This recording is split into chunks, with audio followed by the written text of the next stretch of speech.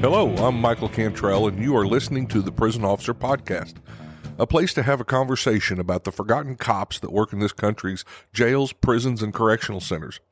A place for me to try to make sense of a career spent working inside the fence with some of the greatest people that nobody sees or recognizes for the important job they do to keep this world safe. If you love this podcast, hit the follow button, or better yet, share with your family, friends, or coworkers. Well, good afternoon, and welcome back to the Prison Officer Podcast. I've been waiting to do this podcast for a while. I want to talk about female officers and what they deal with in corrections. I've gotten a lot of messages, emails, and people wanting me to discuss this on the podcast, and I've kind of put it off because it's not something that I can do by myself. I needed someone for an interview, someone who's dealt and can talk about what she goes through. So I got real lucky the other day and got to do some training with a friend, Sergeant Natasha Blake. And I asked her if she'd mind coming on here and talking about being a female CO, some of the stuff they deal with that the male COs don't deal with, or do they? You know, we'll have that discussion here in a little bit. So, welcome to the podcast, Natasha. Hi. How's everyone? I'm so glad to have you here. I'm excited to talk to you about this, about females in corrections and female correctional officers and what they deal with. So, just to let everybody know, you used to work at ISP, Iowa State Penitentiary, and now you work at a sheriff's department. So, you've been in corrections a little while. How long have you been in corrections? I would say I was at ISP for 7 years, and now I'm going on 2 years at a sheriff's department in pre-conviction. Okay. So both sides of the line. Right. Absolutely.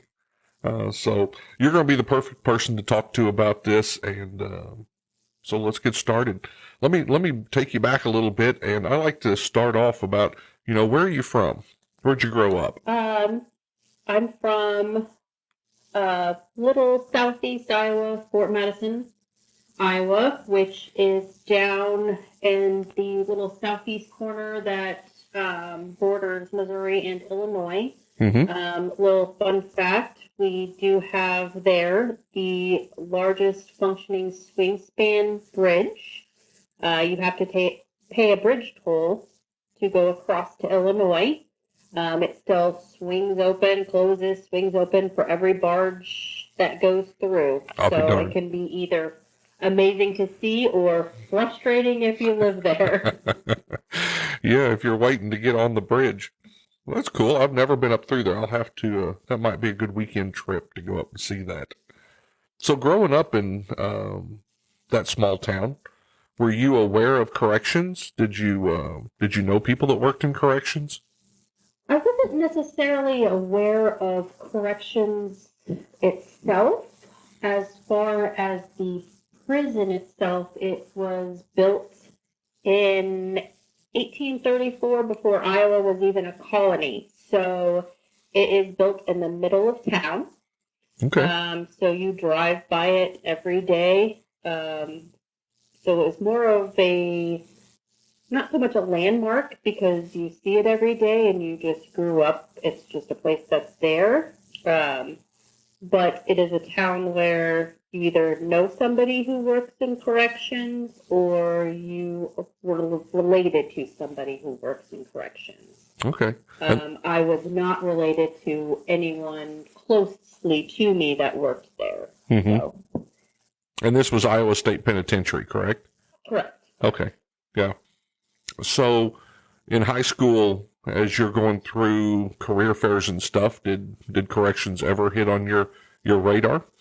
Not necessarily as wanting to work in corrections. I did pick for one of my outings. I was like, oh, that'd be kind of cool to go visit the prison. I had no idea what I was even really signing up for. It was more of this looks fun to do, I guess. Get me out of class. And I was 18 years old, a senior in high school. We'll go find something to do, right? Right. So we went there. It was more of on an admin level. They didn't exactly go over, it wasn't as far as the Scared Straight program or anything of that sort. We did not have any interactions with inmates. It was, you sat there and listened to adults tell you the specifics of working. So at that point, you're 18, that's not what you want to. Yeah. Okay, I'm going to move on. They probably didn't have popcorn. I mean, you weren't excited to be sitting there for that, probably. Nope. Yeah. Nope. When did corrections come on your radar? What did you do between high school and when you got on at ISP? After high school, I had my son, who is now 17, Mm-hmm. and I needed to get a job. So I started working at a local pharmacy that was privately owned, so it was not a corporation with any benefits, insurance, anything of that sort. Right. Yeah. I got the job from my family member that I knew at the time, and they got me working there selling the front desk, selling pop and over-the-counter stuff, cigarettes when you could buy them there, that Mm-hmm. kind of stuff. I worked my way up of being a certified pharmacy tech there and worked there for 10 years, not getting paid very much, no benefits, no insurance, no vacation, no overtime, none of that sort. So as I got older, I decided I really need to start looking for retirement and a future, a career Sure. in something. So my husband at the time had one of his best friends working there who was also military and said, hey, they're hiring, you need to apply. Right. At that time was early, I think it was 2014. It wasn't as known how to start in corrections. Social media wasn't as big yet.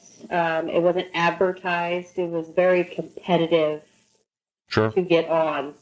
You had to know somebody to even know how to apply, Right. so they could even get you information. So Yeah, I was telling someone the a other little day. foot in the door. Oh, absolutely. That always helped. I was telling someone the other day, I don't think some people these days realize how lucky they are when they go apply for these jobs, because I remember when I went and applied for fire department, police department, there were hundreds of applicants for like 6 jobs. And when I applied as a correctional officer, there were a bunch of applicants, and they weeded through. They didn't take just anybody. So I think that it's really changed over the years. Now they're offering bonuses, and it's crazy, the opportunities. Yeah, I had to go to the library actually to apply, because nowadays you can just apply for anything on your phone. So it's so easy to do. They didn't have to take the initiative or put the footwork in Oh yeah, to apply for it. So you really had to want it. right. And like you said, it's very competitive. My first interview, I think there was 70 people applying and interviewing. So Exactly. I don't think I've interviewed 70 people in 2 years where I'm at now. So No, I doubt it. Yeah, it's the landscape's changed a lot when it comes to careers like this. So you decided to apply at ISP, and how did that process go? I applied there, and then they start with sending you. You have to go through a more or less a test you have to take online to see where you're at, and then you had to go in and watch a video. It was a 2-hour video, and you had to test on it. So that was my first also seeing what kind of an atmosphere it is. And I remember thinking to myself, this isn't that difficult. It was what would you do in this scenario? Right. And I'm just thinking to myself, you just do the right thing. Maybe it's the right thing I'm putting down. I don't know. I have no idea what I'm looking at, but we're going to go through this. Right. Obviously, it went well. Right. So then you have to interview, and I had never interviewed for a job before that one. ever in my entire life. Mm-hmm. So I came in, and the building itself is intimidating if you're not used to that as well. And you sit down, and I sat down at a panel of 5 men. Oh, yeah. And asking me questions of things I have no idea really what I'm even talking about, to be honest. You just kind of give your best answer you can with the knowledge that you have. Do your homework. Right. And it went well. I am not oblivious to the fact of being a female. They were starting to do the transition of wanting more females working there. Right. That it is possible that I was picked for the position because of being a female. So I kind of kept that in the back of my mind and went in thinking, now I just have to prove that I'm the best female they can have. Sure. Confidence of you made the right decision because of me, not because of my gender. Right. And that's a lot in life. That may have been a quota situation that got you in there, but that doesn't mean that you can sit down. If to still go in there and want to be your best, or like you said, the best female that they could hire, that says a lot. And I think that's what they're looking for in those interviews, is people with that type of gumption, and like you said, answering those questions with just doing the right thing. I do find it interesting, though.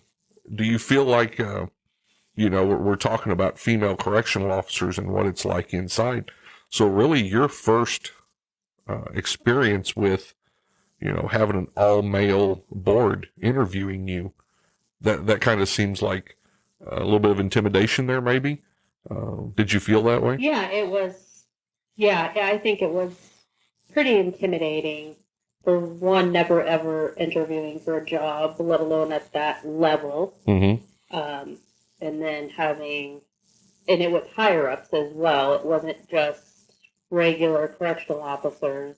Right. I was knowledgeable in the ranking system, so there was rank there. So that's intimidating in itself as well. Sure. Having rank there. So just had to keep that confidence, keep my head up, and absolutely try to be the best I could be. Yeah.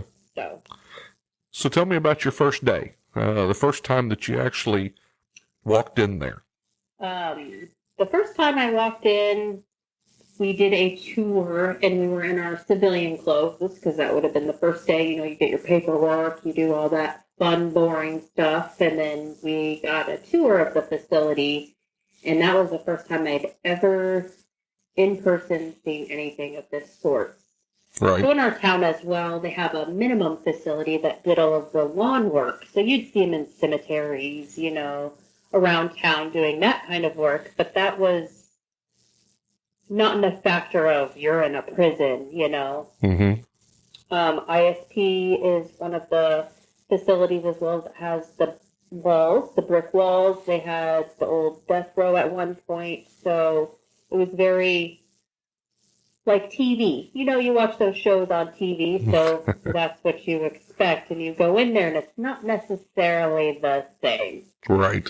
So, of course, you get the cat calls and the demeaning comments, and I just ignore it. I just keep going, because at this point I'm in civilian clothes, so I'm not in the authority position. Mm-hmm. Yet. In my mind, that's what I'm thinking. I'm just going to keep pushing forward, ignore it, try listening to the officers I was taking on this tour, and learning what I need to learn at this moment. Right. And then once we started the process, you do training, a lot of classroom training. Then you do OJT before you go to a 4-week academy at the Capitol. Okay. OJT really just were with other officers. Mm-hmm. But I did notice walking in that the attitude toward the male officers, we had 10 in our higher class, 3 of us were females. Right. The attitude towards the male officers were a lot different than towards us. wouldn't say we were put on the outside, but the... Scrutinized? Were you being scrutinized more so than them? Yes. Okay. Yes. I felt like we were being watched harder. Mm-hmm. Not necessarily looked down on, but more of that side eye from other officers than the male officers were. Right. And funny story is, when I first was walking in, we had a female treatment director that worked inside the prison as well in a housing unit. And, you know, if you're a correctional officer or a LEO, our sense of humor tends to be a bit darker and different than the civilian world. Right. I had made a joke about if it was a chastity belt or something. It was just a passing joke to another officer, and she pulled me off to the side because she was afraid that I was truly afraid of something happening to me, like that I was actually looking for a chastity belt. And I just kind of looked at her in a bafflement because I stated to her, if I was really afraid of that, I would not be standing here. Yeah. Yeah. So, and then years later, we still joked about it from time to time. Right. So, how many female COs were there at that time? Did you see other female COs? I would say about 12 to 18, maybe. Okay. Female officers, ranging from working there almost to their 30 years, about to retire, to newer officers to 1 to 2 years. So. And did they come and support you? Did any of them take you off to the side and, you know, give you a heads up on this or that and about being a female? I would say there was a few that did. More of the newer officers, the ones that have been there from 1 year to 10 years. Mm-hmm. Not so much the more seasoned officers. They were kind of already set in their way of, you know, not wanting the new officers yet. So. Yeah. It seems, you know, when I started at Missouri State Pen, there were only a couple of females that worked the housing units. Now, there were captain secretary and stuff like that, but very few females that worked the housing unit. The ones that I remember had been there a while, but they didn't joke. They didn't talk. They walked in, they did their job for 8 hours, and they left. And I'm sure that was from years and years of this scrutiny or this, attempted manipulation. Did you ever have the feeling from the male or other female staff when you walked in that it was, since they saw you as a female, do you think anybody was just waiting for you to fail? Do you think there's that expectation when you start as a female? Oh, 100%. Yeah. 100%. While we were at academy, we had a female officer not make it through the academy. So when we returned, they looked at us all as we were failures. Right. The other two of us that returned. And I remember my first time back from academy. So at this point, I'm a CDO or correctional officer on my own. I'm on their roster. I got placed in a housing unit, and I was placed on the top floor of a housing unit with another male officer, and I said, so what are we going to do today? He said, you're going to sit there. We're going to do everything. And I said, okay, all right. Wow. And towards the end of our shift, a inmate walked up to the glass, and this inmate I had other dealings with later on as well. He was quite a character, shall we say. Okay. He walked up in a very fast demeanor and said, what's your name? And I said, I'll let you know my name when I'm ready for you to know my name. You need to get going where you need to be. And that male officer just looked at me and said, well, if I knew you were going to handle things like that, you could have done showers with us. And I stated, well, you never asked me either. Sure. But also in that time, they were in the mindset, especially the older seasoned officers, that you were nothing until your ink was dry. You don't talk, you don't anything until your ink was dry. Mm-hmm. Proby? So I began in that Sure. time frame. So I think that goes to an important point, because an inmate coming up to me as a young officer and asking my name would just be, my name's Cantrell, and then I'd just move on with my day. But as a female officer, inmates, that's the first step in them trying to gain information about you and possibly trying to manipulate you. You guys have to be aware of that just all the time. Most definitely. It is I say 24/7. Obviously not while you're at home, but while you are there, from the time you walk in the door till the time you leave, you have to have a full mental guard up. Right. It is not a full shift of a physical demanding career, but it is a mentally straining as a female.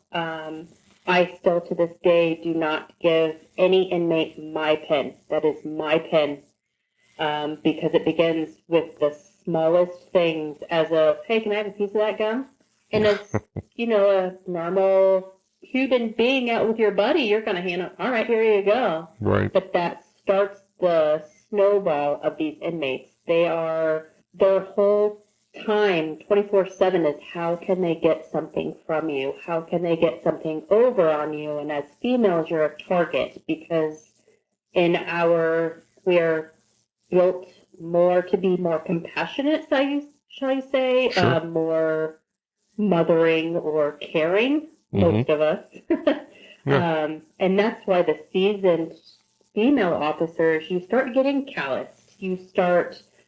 That is going to be your demeanor all the time, is your guard up, because they are trying to manipulate everything to get anything from you, and they don't always get it from you. A lot of times they get it from other officers.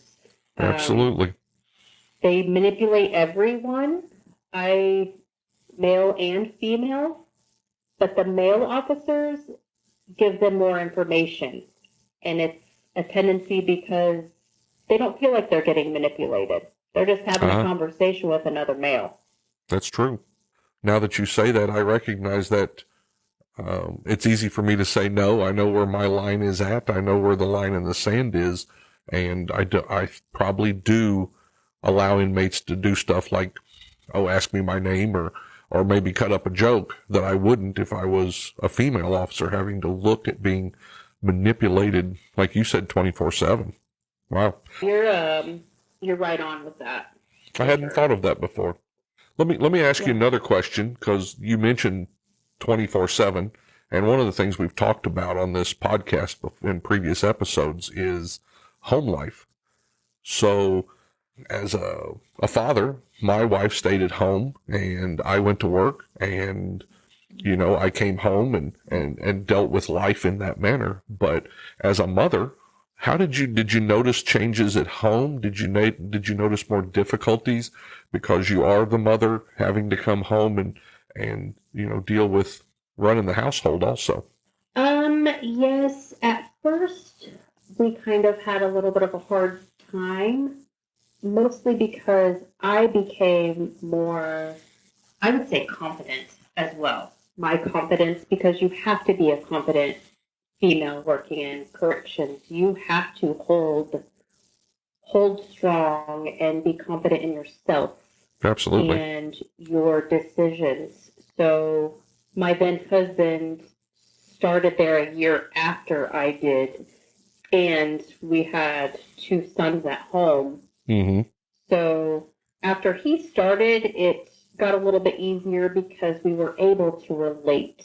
He would understand exactly what I was going through, or what I was talking about, so it made things a lot easier. I do feel like we became a lot more strict with our children and kind of raising them in a way of, we don't want you to even have a possibility of living that life. Right. And you also are open to how the human race can be, how negative and dangerous, nasty the human race can be after the things you see. Sure. It makes you a little bit more nervous. I'm more overprotective, for sure, even with my 17-year-old. I am nervous of everyone he's around. I'm sure he appreciates that.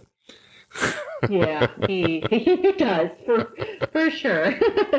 I'm still able to have a home life and also, shut it off for a little bit at home. But yet, once I walk in the door, the guard's up. You have to never forget that. Absolutely. And that's not only for the inmates either. Staff just as well. I'm sure you guys have to deal with the same things that happen in a lot of workplaces with getting passes made at you and people wanting to start up workplace romances and stuff, which I'm sure also makes the job difficult. Oh. So, yes. Yeah. So now you've been a correctional officer for a little bit and you're assigned to a housing unit? Is that where you're at this point? I got lucky enough to be a yard officer before I became a sergeant. So, which was my favorite because I was able to be all over the place. I was assigned to a chow hall, to the rec yard, to do other tasks in housing units. So I was on the move quite a bit, which I really enjoyed. So you're seeing all staff, all inmates, from lockup to the honor lifers to the medical wing. So Absolutely. I got lucky in that sense. Yeah, those were my yard officer, rover. Those were my favorite jobs. I really hated getting stuck where I did the same job for 5 days in the week. Oh, yes. Yeah. You get to see all of the institution. What are you dealing with as far as the other officers? Have they accepted you at this point? Or does this always go on? Personally for me, I felt accepted, I would say, after I was there and had been in a few situations, responded to alarms, fights, that kind of thing, held my own, proven my own, kept my confidence, kept at the same level, never strayed, never adjusted. I'm kind of a smart aleck, so I spat back at the inmates and the staff just the same. I treated everybody the same. Right. So by that point, I felt I had gained the confidence of my fellow officers to where we were going to battle together. And they were okay with me being on the yard with them and being able to respond to a situation because you have to be confident in who has your back. Right. And I have seen 6'4", 200+ men run away from a fight where my 5'2" self is getting down. So, it's not a matter of size, gender.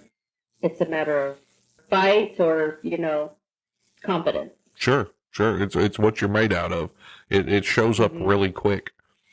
So did you feel like the officers had your back? Do you feel like the male officers had your back? Yes. Okay. Yes, I do. For the most part, it took a while. They have to see what you're about and see that you are not going to stray. One thing that I always did is I was always transparent when I was interacting with an inmate. I never talked quietly. I always, if you're going to talk to me, you're going to come to the door and everybody's going to hear what you're saying. Absolutely. Everybody's going to hear what I'm saying because I don't want anything left for translation. I was not going to put myself in a situation. Always situationally aware. Nobody was allowed behind me. And I think that I took in the training and the suggestions from male officers and female officers and put it into myself. I think that gained their confidence in me, that I wasn't there for a hot date or there to, meet someone. on either end of the spectrum, if it was officer or inmate, because it happens both ways. I've seen marriages fail because of needing somebody they work with, and I've seen marriages fail and officers get fired because of relations with an inmate. And I always conducted myself in a manner of professionalism and situationally aware. Right. So I think that gained the confidence of my male officers. By the time I left, seasoned officers were confident in me, and to this day still want me to come back and show these females how to conduct themselves. Right. Well, keeping everything transparent, one of the things I learned from a female CO that was a friend of mine, one of the things, and I think there's two types of male officers. You'll see inmates who check out females as they're walking away. And you've got two types of officers. And one of them are the ones that just, they think that's just part of what a female has to deal with because they're in a male prison. And then you've got the other officers who will pull those inmates to the side and have a talk with them. And so I was working the yard one day, and I saw an inmate who was checking out one of our female officers, a friend of mine. So after she got out of earshot, I snagged him up, brought him over there and kind of put him up against the wall and said, listen, you're not going to, do that around me or anyone else. Those are officers just like everybody else. And I gave him the riot act. Well, I guess it was probably later that day or the next day, I did mention to her, I said, you keep an eye out on this guy because, he was checking you out. I said, I took him to the side and took care of it. And she's like, don't do that anymore. She said, if you're going to take care of it, I want to be part of it. Because if I'm not part of it, then it looks like I might be part of allowing it, And so from then on, she kind of made me start thinking about that. So if that had to be done, I'd stop the inmate right there, call the officer back and say, hey, and we'd both talk to this inmate so that they, like you said, it's transparent that way. It's not something being done, behind their back.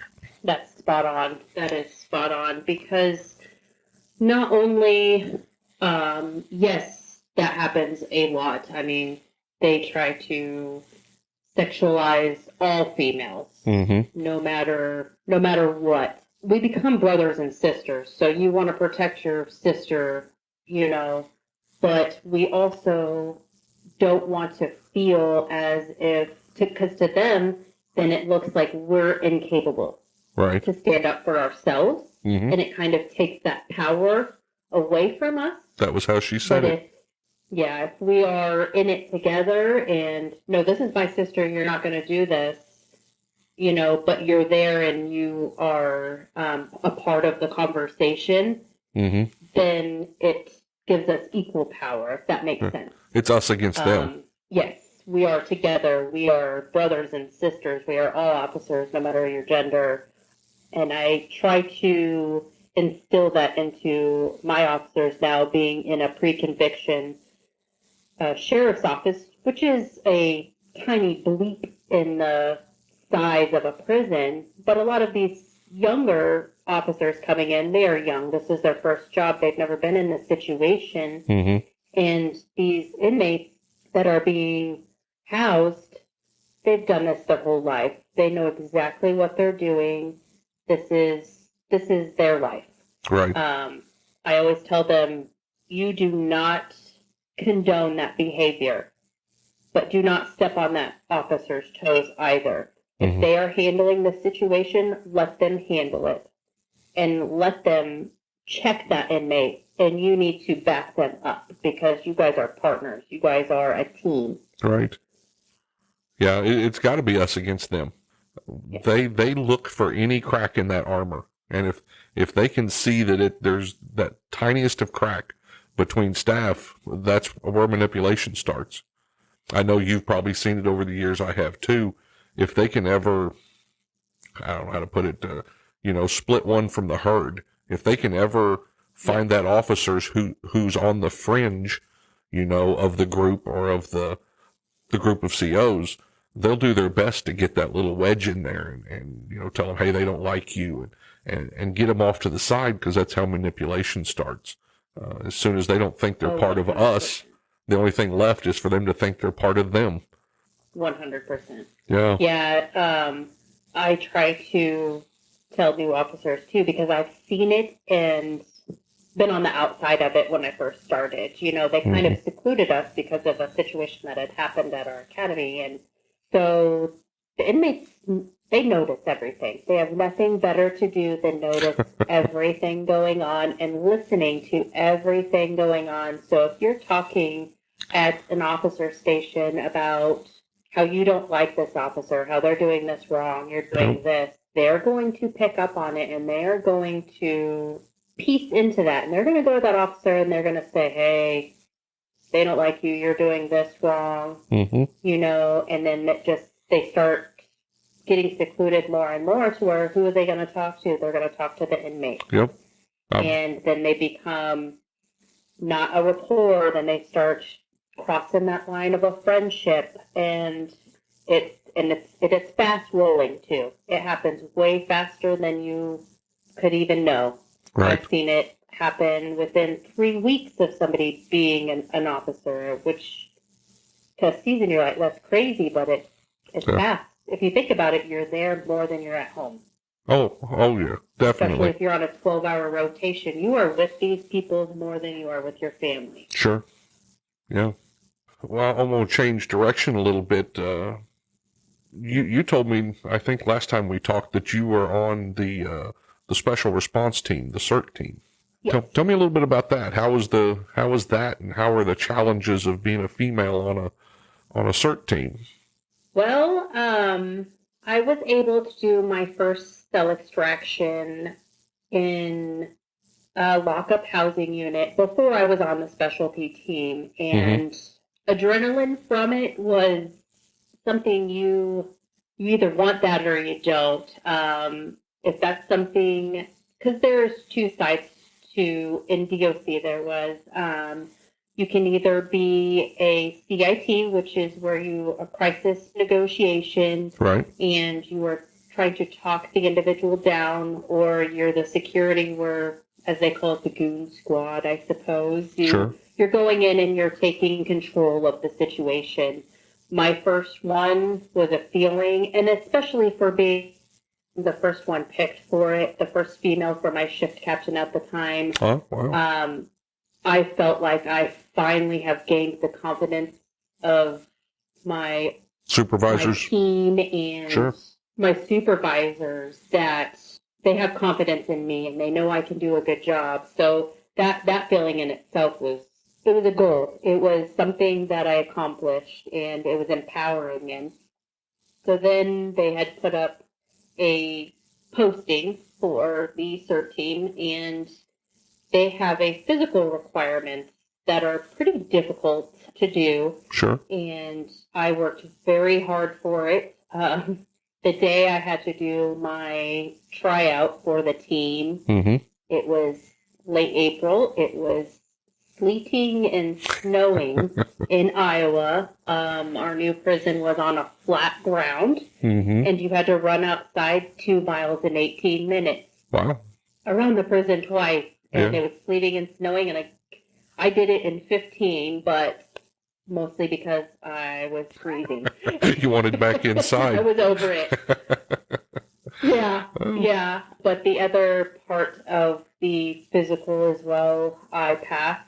I had beat out some male officers that were going up for it as well. So interesting. I worked hard for it, and I wanted it. And at that time, when I passed everything, I was the first female CERT officer that ISP has ever had, and still to this day, the first one that they have had. Excellent.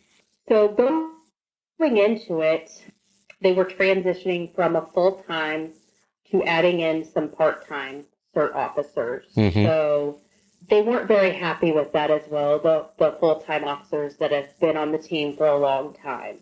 Right. Even though, you spoke earlier that maybe quotas had something to do with you getting hired, you made this team. That wasn't a quota thing. You, like you said, you beat out a couple of the male officers, so it still didn't really change how they were looking at you, huh? No. No. not as far as the regular officers, the correctional officers. They were very supportive. Right. To my face. You have the few that are to your face, Always. behind your back, say what they say, but that's anywhere. That's any work environment. Mm-hmm. So once I was on the team, there was backlash from the guys on the team. Now they have to share a locker room with a woman. Right. We had our own room, our own locker room, our own shower room, with a door, of course, but now they have a lady in there. Mm-hmm. So there was a little bit of a pushback. Mm-hmm. But I just pushed on forward and matched their tone. You're going to be an asshole, I'm going to be a big B. Right. Right back at you. Sure. You're going to treat me the same as everyone else. And I'm going to do the same. I'm going to conduct myself the same as all of you are. Mm-hmm. And finally, they started accepting me more and more. How long did that take? It took a few months. I would say about 6 months to prove myself. Right. I had to be in a few cell extractions with the team and be in training with the team. We had very physical trainings where you do gauntlets, and I had to hold my own just the same as they are. Mm-hmm. So it was difficult. It was very difficult, but I was determined to do it. Right. So let me ask you about doing the use of force cell extractions. With PREA in place now, how are they dealing with that, with having a female on that extraction team? If, once you get the inmate out, if you're having to decontaminate, take him to the shower, how are they dealing with that where you're at, or where you were at? Or did they deal with it? So that was one of my first questions going in. I was like, I need to know exactly what I can and cannot do. Right. As far as PREA and laws go, so that we are aware of it and we can handle the situation smoothly. So we have a plan in place. Mm-hmm. I am only 5'2", so in the placement of a stack, I was really efficient in being iron because I could manipulate myself in between the officers and get control of the individual. Right. So once that went about and we escorted him to the shower, I would step out. The male officers would do what they need to do, and once then he was changed, I would step back in and be back a part of the process. Right. So we had a plan in place of where I would be and what I would be a part of and what I couldn't, and I understood that. I understand laws. I'm not going to say, well, that's not fair. I'm not one of those. You'd worked with it. Just worked with it. So there is, of course, going to be situations where it's unavoidable. You just have to conduct yourself in a professional manner. Keep yourself in that professional manner. It is a job to do. Mm-hmm. And not look at it as an inappropriate situation. Right. Well, I'm going to get off on my soapbox for a little bit here because as a captain, I had female lieutenants.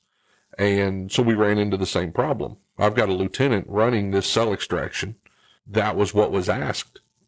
Do I take this lieutenant, make her stand around the corner because, she can't deal with the decontamination because of PREA and this type of stuff?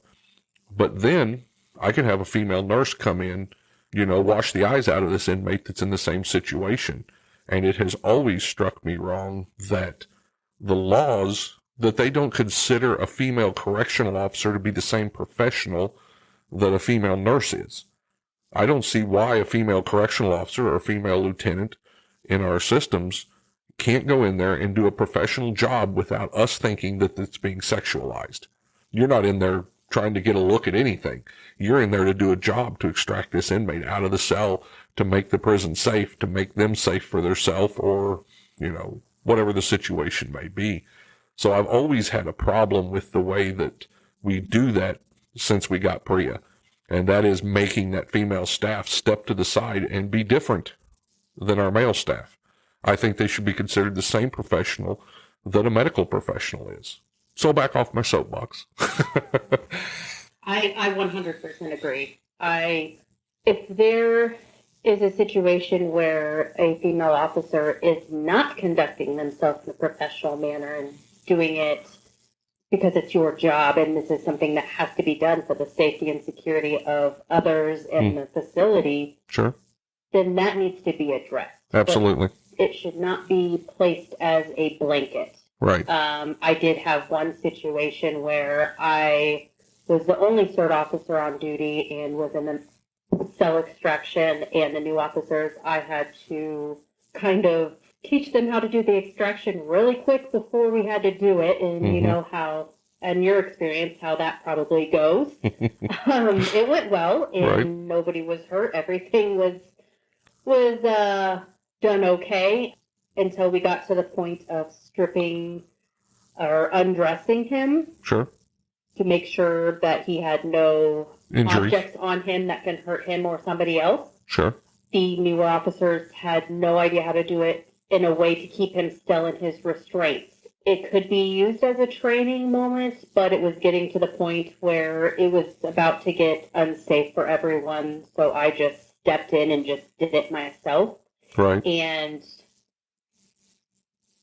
it was a needed situation. So that's how we conducted it. And I conducted myself in a professional manner and got the job done and then stepped away and let them finish doing what they needed to do. Right. But I 100% agree. What is the difference between a correctional nurse and a correctional officer? I have taken an oath just the same, and I have seen nurses get in themselves more of a pickle and more of a bad manipulated situation than a correctional officer. So I agree with your soapbox 100%.